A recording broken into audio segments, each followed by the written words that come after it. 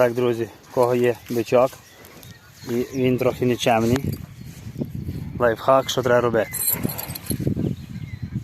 Геть як він бурчить. Кайдани кладете, такі файні, заказуєте і все. Тихо що? А ну дай, не познімай.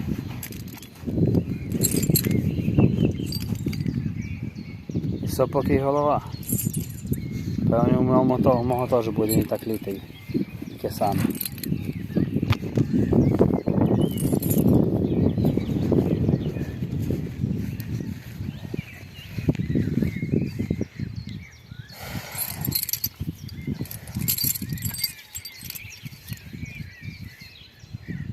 Що, Юзику?